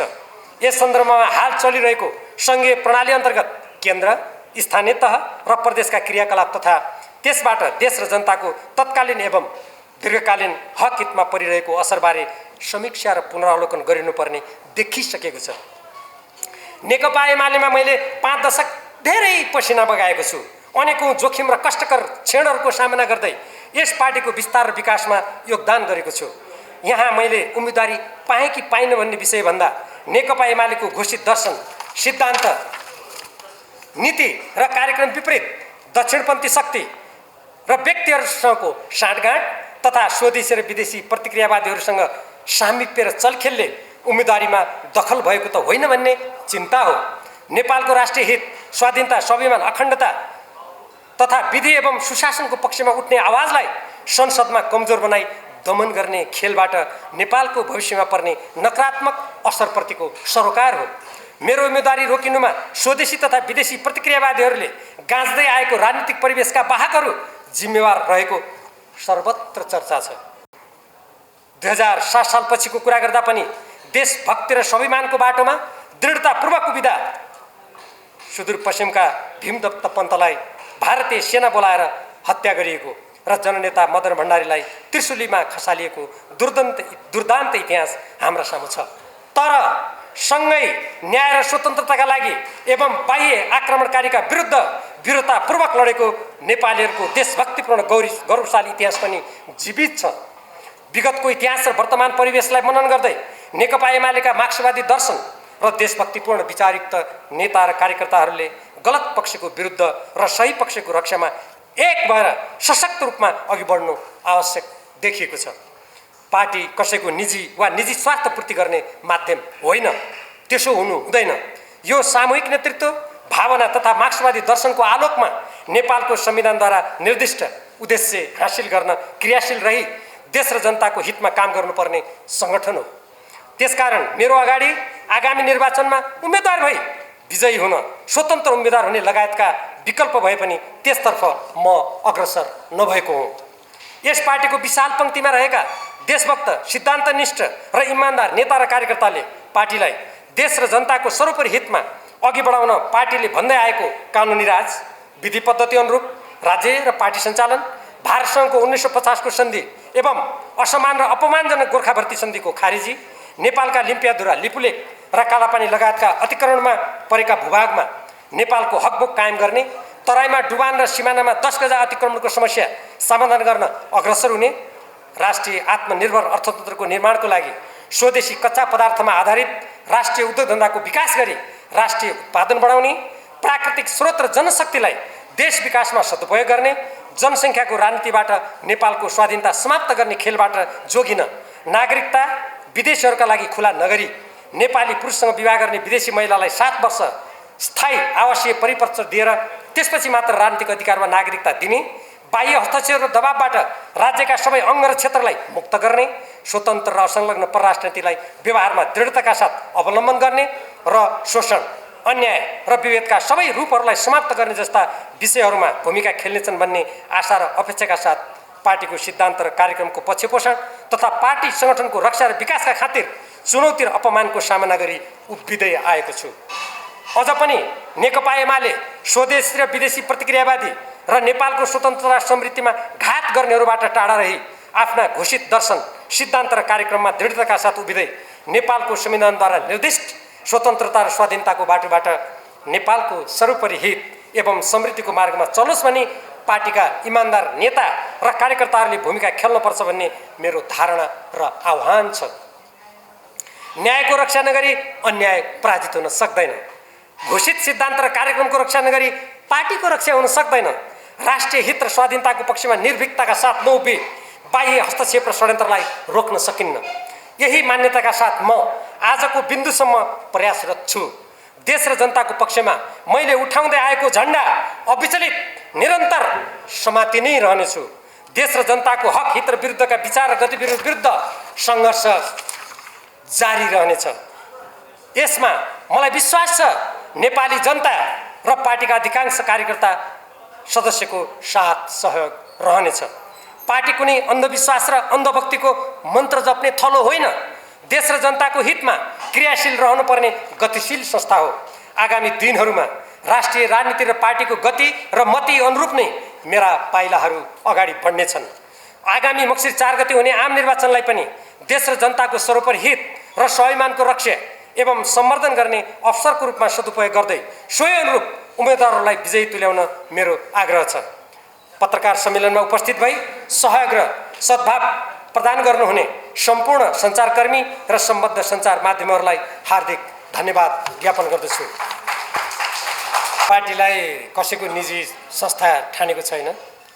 मैले अघि नै भने अन्तिम विद्युतसम्म पनि यो पार्टीको जुन ठुलो विशाल देशभक्तहरूको पङ्क्ति छ त्यसले सङ्घर्ष गरेर पार्टीलाई ठिक ठाउँमा ल्याउँछ कि भन्ने अपेक्षा अझै मैले छोडेको छैन। यदि अहिले जसरी दक्षिणपन्थी प्रतिक्रियावादीहरूसँग तालमेलको नाममा साँठगाँठ गरिँदैछ र म एउटा अर्को तपाईँलाई महत्त्वपूर्ण कुरा सुनाउँछु। अघि जुन मैले अमेरिकी राज्य साझेदारी कार्यक्रम सन् 2019मा तत्कालीन परराष्ट्र मन्त्री अमेरिका गएर त्यो गराइयो र त्यति बेला कुनै कागज छैन भनियो। त्यसमा हामीले कागज मागेका थियौँ। मैले भनेको थिएँ तपाईँहरू यो मिलेनियम च्यालेन्ज कर्पोरेसन MCCसँगको सम्झौताबारे जुन पूर्व प्रधानमन्त्री झलनाथ खनालजीको संयोजक तपाईँ एउटा कार्यदल बनेको थियो, त्यो कार्यदलले हेर्नुहोस् यो पत्र तत्कालीन महासचिव यो पार्टीबाट बनेको कार्यदल हुनाले महासचिवलाई लेखेको पत्रमा दस्तावेजहरू उपलब्ध गराइदिने भनेर पत्र लेखेको छ र त्यो पत्रमा नेपाल र अमेरिका जोएको स्टेट पार्टनरसिप कार्यक्रम सम्बन्धी सम्पूर्ण कुरा दिनु भनेको छ। तर दिएन भनेर चाहिँ मैले उल्लेख गरेँ। यो तपाईँको प्रश्नको सन्दर्भमा मैले किन भनेको भने देश र जनताका समस्याहरू हाम्रा आफ्ना समस्याहरू भएको हुनाले त्यसलाई अन्तिम बिन्दुसम्म पनि त्यो सुधार हुन्छ कि त्यसलाई ठिक बाटोमा ल्याउन सकिन्छ कि र नेकपा एमालेका कार्यकर्ताहरूले त्यो बाटोमा सार्थक पाइला चाल्छन् कि भनेर मैले त्यसको लागि अन्तिमसम्म प्रयास गरेको हुँ। अब त्यो भोलि मैले त्यसैले अघि भनेको छु आगामी दिनमा राष्ट्रिय राजनीतिको गति र पार्टीको मति अनुरूप मैले पाइला चाल्नेछु मैले भनेको छु। मैले त्यहाँ भनेको छु नेपालको राष्ट्रिय स्वाभिमान स्वाधीनता देशभक्तिपूर्ण अभियानमा भूमिका खेल्ने सबै उम्मेदवारलाई जिताउँ। अब मैले नेकपा एमालेका सबै उम्मेदवारलाई किन नभनेको भने अब नेकपा एमालेको उम्मेदवार त होली वाइन पनि छ, संविधान कालो दिवस मनाउने पनि देख्छु, जसको विरुद्धमा नेकपा एमालेका कार्यकर्ताहरूले रगत बगाउनु पर्यो तिनले पनि नेकपा एमालेको टाउकोमाथि तिनलाई पनि उम्मेदवार राखेको देख्छु। अनि म कसरी नेकपा एमाले उम्मेदवारलाई जिताउन भन्छु? म यति मात्रै भन्छु देशभक्त मार्क्सवादप्रति प्रतिबद्ध नेकपा एमालेमा रगत पसिना बगाएका गलत कुराको विरुद्ध लड्ने विधि पद्धति मान्ने ती उम्मेदवारहरूलाई विजयी बनाउन मात्रै म भन्न सक्छु। किनभने नेकपा एमाले त्यस्ताहरूलाई नसँगै नलिएको भए साँठगाँठ नगरेको भए हुनसक्छ मेरो भाषा फरक हुन सक्थ्यो।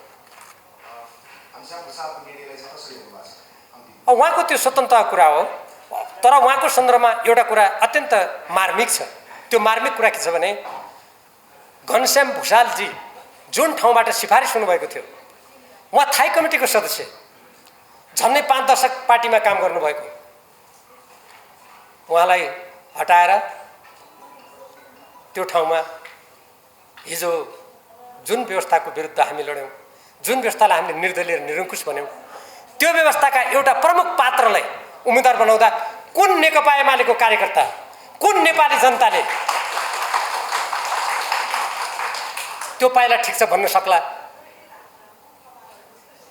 कसले त्यो कुरा ठिक भन्न सक्ला?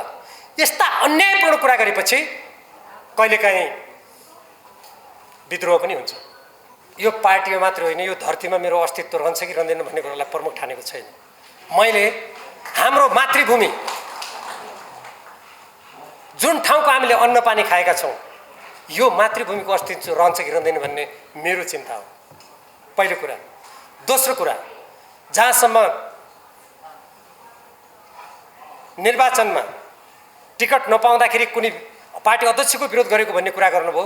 मैले उल्लेख गरेका जति पनि कुराहरू छन् त्यहाँ कुनै व्यक्तिको विरोध छैन। व्यक्तिले गरेका पार्टीका नीति सिद्धान्त विधि विपरीतका कुराहरू आफू गर्ने अनि अहिले टिकट दिने बेलामा मैले गरेको भनेर जनतालाई झुक्क्याउने कुराको यहाँ मैले खण्डन गरेको छु। यो कुनै व्यक्तिगत विरोध होइन। यो नेकपा एमालेको सिद्धान्त विधि नीति नेपालको संविधान कानुन मर्यादाको रक्षाको कुरा मैले गरिरहेको छु। जहाँसम्म समाजवादीमा किन नलागेको 10 बुँदेको कुरा गर्नुभयो, मैले अघि नै भने 10 बुँदे सम्झौता गर्ने कार्यदल गठन गरेर त्यो कुरा गर्नुपर्छ भन्ने स्वयं पार्टी अध्यक्ष केपी ओलीजी र माधव नेपालजी होइन र? के देशलाई म हाँक्छु, म जनतालाई विश्वास दिलाउँछु भन्नेले आफ्नै मुखले भनेका वचनहरू आफ्नै हातले गरेका हस्ताक्षरको विरुद्ध जान मिल्छ? त्यसैले मैले निष्ठाको राजनीतिको कुरा गरेको हुँ, कर्तव्य परायणताको कुरा गरेको हुँ। त्यसैले यहाँ कुनै व्यक्ति विशेष कुरा छैन। र जहाँसम्म प्रतिगमनको कुरा गर्नुभयो, मैले प्रतिगमनको कुरा गरेको छैन। मैले जहिले पनि के भनेको छु भने नेपालको संविधान निर्माण गर्दा प्रतिनिधि सभा त्यो बेलासम्म विघटन गर्न पाइन्न जुन बेलासम्म त्यहाँ विकल्प सरकार गठन गर्ने सम्भावना हुन्छ। त्यो बेला यो संविधानको प्रावधानलाई मिचियो, त्यो मिचेको कुराको त म अहिले पनि विरोध गर्छु, त्यसमा कुनै शङ्का छैन। त्यसकारण त्यो पार्टी अलग खोल्नको लागि के कार्यदल बनाइएको थियो त? सहमति गरिएको थियो त? प्रतिनिधि सभा विघटन गलत भनिएको थियो त? होइन। त्यो त के भनेको थियो भने संविधान बचाउने, पार्टी बचाउने र देश बचाउने त्यसको माध्यमबाट भनिएको थियो। म के ठान्छु भने देशभित्रका शक्तिहरू कमजोर भयो भने चाहे त्यो नेपाली काङ्ग्रेस होस् या त्यो अरू कुनै पार्टी होस्, यदि ती देशप्रति कटिबद्ध पार्टी छन् भने तिनलाई विभाजन गर्ने आज पार्टीहरू आफ्नो नीतिमा होइन, सिद्धान्तमा होइन, विपरीत सिद्धान्त अनुसार संविधानको धारा 269लाई उल्लङ्घन गरेर कथित गठबन्धनको नाममा के गरिरहेका छन्। यदि यसै गरी पदको भागभण्डा गर्ने हो भने चुनाव किन गर्ने त? प्रतिस्पर्धा किन गर्ने भन्ने प्रश्न उठ्छ। त्यसकारण यो कुनै समाजवादी पार्टीमा जाने या कुन पार्टीमा जाने कुनै पदमा पुग्ने विषय होइन। यो संविधान रक्षासँग गाँसिएको छ, नीति सिद्धान्तको रक्षासँग गाँसिएको छ, अन्ततः हाम्रो देशको स्वाधीनता र स्वतन्त्रताको रक्षासँग गाँसिएको छ। अब हेर्नुहोस्, अब को बोल्छ को बोल्दैन भन्ने कुरा मान्छेको निजात्मक कुरा हो। मैले यहाँबाट फलानु बोल्यो फलानु बोलेन भन्नु उचित हुँदैन। एक दोस्रो कुरा, तपाईँले जुन मैले र घनश्यामजीले मात्रै पाइने भन्नुभयो नि, हेर्नुहोस् झापा जिल्लाको कुरा गर्ने हो भने म अन्तर्राष्ट्रिय सम्बन्ध समितिको सदस्य थिएँ संसदमा। त्यसको सभापति हुनुहुन्थ्यो पवित्र निरोला खरेल। उहाँको श्रीमान केपी ओलीजीसँगै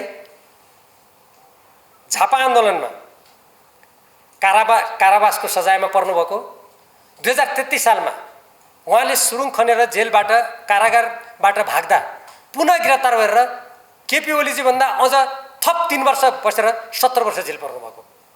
उहाँले न केन्द्रीय सदस्य पाउनुभएको छ न उम्मेदवारी। त्यो मेरो मात्र कुरा होइन। त्यसकारण मैले यहाँ भनेको छु पार्टीको नीति के हो, विधि के हो, सिद्धान्त के हो, उम्मेदवारीको मापदण्ड के हो, जनता र कार्यकर्ताको भावना के हो, के त्यो मापदण्ड, त्यो जनताको भावना, हिजोका व्यवस्थाका अत्याचारीहरू, यो देशलाई होली वाइनमा डुबाएर नेपालको धरातल समाप्त गर्नेहरू र संविधानमा आगो लगाएर नेपालमा नाकाबन्दी लगाउने कुराका समर्थकहरूलाई त्यहाँ पुर्याउने। अनि मैले अघि तपाईँले चर्चा गर्नुभएका म मात्रै होइन, हेर्नुहोस् दर्जनौँ त्यस्ता नेताहरू छन्, उनीहरूलाई पाखा लगाउने कुराको यो विरोध हो। र सैद्धान्तिक रूपमा राजनीतिक रूपमा यस्तो कुराको विरुद्ध नलडी नेकपा एमाले पार्टी अब यो नेकपा एमालेको रूपमा रहन सक्दैन। यसको नाम मार्क्सवादी लेनिनवादी त झन् रहन सक्दैन। त्यो उहाँहरूलाई नै सोध्नुपर्छ। उहाँहरूको तर्फबाट मैले जवाब दिने कुरा भएन। केपी ओलीजीसँग मेरो लडाइँ लामो हो भन्नुभयो, गलत कुरा हो। केपी ओलीजीको प्रधानमन्त्रीत्वमा म उपप्रधानमन्त्री हुँ, कसरी लामो लडाइँ हो? होइन। उहाँलाई म 32 सालदेखि केन्द्रीय कारागारबाट चिन्दछु, त्यो पनि होइन। कुरो के हो भने जब राजनीतिक दलहरू सिद्धान्त छोड्छन्, नीति छोड्छन्, जब गलत बाटोमा जान्छन्, त्यसभित्रका इमान्दार कार्यकर्ताले त्यसको विरुद्ध लड्नु पर्ने हुन्छ। यो चित्कार होइन, यो राजनीतिक र वैचारिक सङ्घर्ष हो। त्यसकारण अब यसमा म अर्को पटक साथीहरूलाई त्यो माइक प्रयोग गर्न भन्छु र म अब यसपट्टि एकदम छोटो मात्रै थोरै मात्रै प्रश्न लिन्छु। अब यतापट्टि दिनुभए हुन्छ। होइन, मैले त्यो उहाँले विद्रोह गरेको ठिक छ, मैले गर्नु पर्दैन थियो भनेको होइन। त्यस्तो अत्याचार भयो भने सबै मान्छे त्यसै गरी चुप लागेर बस्दैनन्। आफ्नो परिवेश अनुसार आवश्यकता अनुसार पाइला चाल्छन्। मैले पनि भनेको छु नि, राष्ट्रिय राजनीतिको गति र मति अनुसार पाइला चाल्नेछु भनेको छु नि मैले पनि। त्यसकारण त्यो आफ्नो परिवेश हुन्छ। उहाँ जस्तो नेतालाई निर्वाचनको उम्मेदवार नबनाएर पञ्चायतकालमा त्यही क्षेत्रका जनताले अस्वीकृत गरेको मान्छेलाई त्यहाँ लिँदा यहीँबाट सोध्नुहोस् त त्यहाँका जनताले के भन्छन्। मैले त्यो भनेको हो। जहाँसम्म अछामकलाई सहयोग हुन्छ तपाईँले भन्नुभयो, म त्यो क्षेत्रमा पार्टीलाई लामो समय निर्माण गर्दै आएको हो। अब त्यहाँका जनता र कार्यकर्ताले मलाई सर्वसम्मत रूपमा सिफारिस गर्नुभयो। अब त्यहाँका जनता कार्यकर्ताका भावना उनीहरूका भनाइ के हुन्छन् त्यसलाई म गम्भीर रूपमा हेर्छु। आम नेपालीको मनमा हुन्छ केपी ओलीको हैसियत हामीलाई थाहा छ। तपाईले हार्नु भएको छैन। तपाईँ यो देशमा विजयी हुनुभएको छ। तपाईँ एमाले पार्टीभित्र एउटा मात्र व्यक्ति त्यस्तो जन्मिनु भएको छ। मैले डराउने कुरा पनि छैन, मैले पराजित भएको महसुस गरेको पनि छैन। हेर्नुहोस्, पृथ्वीनारायण शाहबाट हाम्रो देशको एकीकरण भयो। यो देशले थुप्रै आरोह अवरोहको सामना गर्यो। अङ्ग्रेज साम्राज्यवादीहरूले देशमा आक्रमण गर्यो, तर हामी नेपालीहरूले आफ्नो स्वाधीनताको रक्षा आजसम्म गर्दै आएका छौँ। मलाई विश्वास छ आगामी दिनहरूमा हाम्रो देशभक्ति, हाम्रो राष्ट्रप्रतिको प्रतिबद्धता, हामीले निर्माण गर्न खोजेको समृद्ध नेपालको अभियान त्यो बन्द हुँदैन। त्यसकारण म निराश पनि छैन, मनोबल मेरो खस्केको पनि छैन। तर कुरा के हो भने गलत कुराको विरोधमा सशक्त आवाज नउठाई सङ्घर्ष नगरी ठिक कुरा अगाडि आउन पनि सक्दैन। कुरा त्यति मात्रै हो। पहिलो कुरा, संसदमा नेपालको राष्ट्रिय हित, नेपाली जनताको स्वाभिमान र अधिकारको लागि कुनै न कुनै रूपमा सशक्त रूपमा त्यहाँ आवाज उठिरहने मैले आशा गरेको छु। मैले आफ्नो भूमिका संसदमा नभए पनि देशभक्त नागरिकको हैसियतबाट म निरन्तर सशक्त रूपमा उठाइरहन्छु। त्यो विभिन्न माध्यमबाट अभिव्यक्त होला। यद्यपि संसदमा औपचारिक रूपमा गरियो जस्तो नहुन सक्छ, त्यो जारी रहनेछ। दोस्रो जुन तपाईँको प्रश्न छ, यदि मैले देशको पक्षमा, जनताको पक्षमा, विधि पद्धतिको पक्षमा, पार्टीले अङ्गीकार गरेको जनताको बहुदलीयतावादको पक्षमा, मार्क्सवादको पक्षमा बोल्दा अब कसैलाई त्यो अपाच्य हुन्छ भने उनीहरूको झुसीले डकारबाट समाजमा गनाउन सक्छ। त्यसले मलाई तर्साउँदैन, म तर्सिन्न। म आफ्नो ठाउँमा दृढतापूर्वक अघि बढिरहन्छु। मैले कुनै व्यक्तिलाई हेरेर पार्टीको सदस्यता लिएको पनि होइन। देश, जनता र पार्टीले अङ्गीकार गरेका नीति सिद्धान्तमा अगाडि बढिरहन कसैले रोक्न छेक्न सक्दैन भन्ने मेरो विश्वास हो। डाक्टर रावल, यो निर्वाचनपछि नेकपा एमाले कति सिट जित्ला, कस्तो पार्टी बन्ला, यहाँ के देख्नु भएको छ? अब नेकपा एमाले मात्रै आफ्नो घोषणापत्र जनतामा लिएर एकदम आँटका साथ देश र जनताको हितलाई अगाडि बढाएर सङ्घोष गरेको भए म भविष्यवाणी गर्न सक्थेँ। अब कमल थापाजीले कति जित्ने हो, उपेन्द्र यादवजीले कहाँ जित्ने हो, दीपक बोहराजीले कहाँ जित्ने हो, होली वाइनले कहाँ भनेर मत पाइने हो, मलाई के थाहा। म अहिले अनुमान गर्न सक्दिनँ। मैले त्यो दिशामा पर्याप्त काम गरेँ, तर यहाँहरूलाई थाहा छँदैछ नेपाल अत्यन्त संवेदनशील भू राजनीतिक अवस्थामा रहेको छ।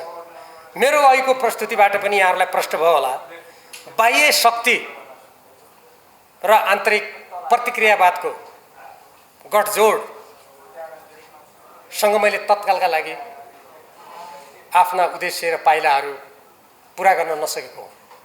नेपाल जस्तो देशमा मैले त्यसैले भीमदत्त पन्त र मदन भण्डारीको प्रसङ्ग निकालेको छु। त्यहाँ कहिलेकाहीँ ठुल्ठुला शक्तिहरूका षड्यन्त्र र देशभित्रैका पनि उनीहरूका गठजोडबाट कहिलेकाहीँ यस्तो स्थिति आउँछ। त्यसैले हामीले के ठान्नुपर्छ भने राष्ट्रको हितको लागि र हामीले जुन बाटो यत्रो ठुलो आन्दोलन गरेर हामीले अधिकार प्राप्त गरेका छौँ त्यसको रक्षाको लागि निरन्तर अगाडि बढिरहनुपर्छ, जनतामा चेतना भरिरहनुपर्छ। अब त्यसरी अगाडि बढ्दा पार्टी भनेको त एउटा माध्यम मात्रै हो नि। मैले त्यो नेकपा एमाले भनेको कुनै गायत्री मन्त्र जप्ने त्यो कुनै धार्मिक अनुष्ठान सम्झेको छैन। त्यसैले यो अन्धभक्तिको एउटा कुनै थलो हो भने होइन भनेको छु मैले। त्यसैले यो कुनै व्यक्ति विशेषसँग म पार्टीलाई गाँच्दिनँ।